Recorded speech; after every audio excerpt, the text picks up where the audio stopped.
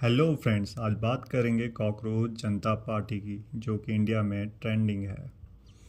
जैसे ही 15 मई को chief justice of India honourable Suryakant ji ने एक हियरिंग के दौरान यूथ को कॉकरोच के साथ कंपेयर किया और कहा there are youngsters like cockroaches who don't get any employment, don't have any places in profession, some of them become media, some of them become social media, some of them become RT activist, some of them become other activists and they start attacking everyone। अर्थात इनके कहने का मतलब ये था कि युवा cockroach है, युवा पैरासाइट है, जो कि अनएम्प्लॉयड है और किसी प्रोफेशन में उसकी कोई जगह नहीं और सिस्टम पे आके अटैक करता है।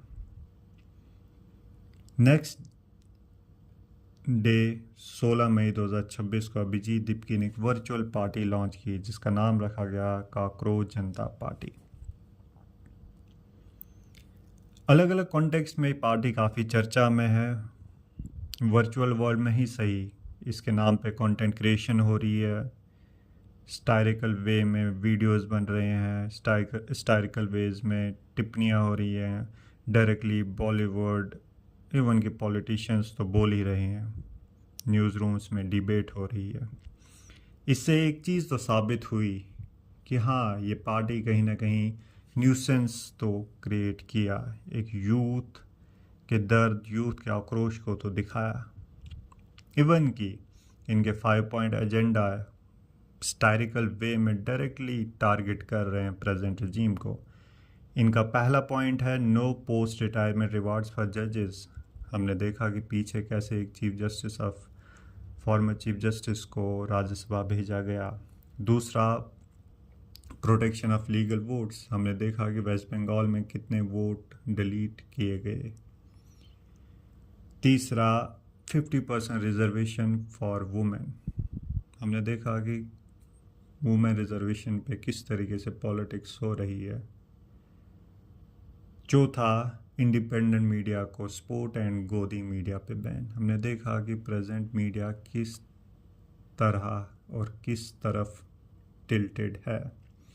पांचवा काफ़ी इंटरेस्टिंग है, 20 साल बैन पॉलिटिकल डिफेक्शन पे। प्रेजेंट रिसेंटली हमने देखा राघव चड्ढा कैसे बीजेपी स्विच करके खुद को जस्टिफाई कर रहे थे।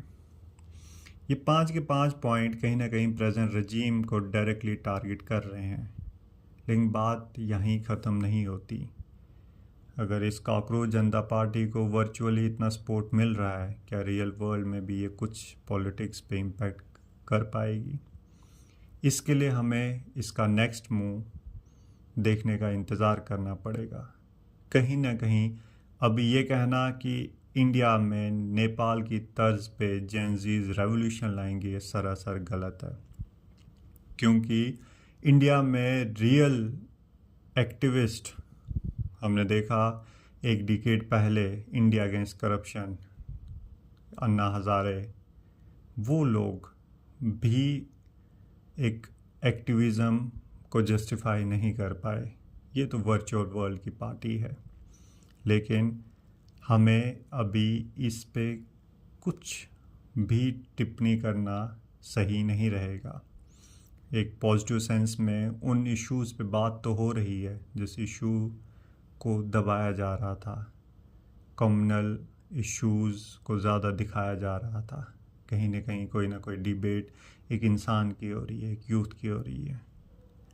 चलो देखते हैं अगला क्या मुँह रहेगा कॉकरोच जनता पार्टी का। तब तक के लिए शब खैर।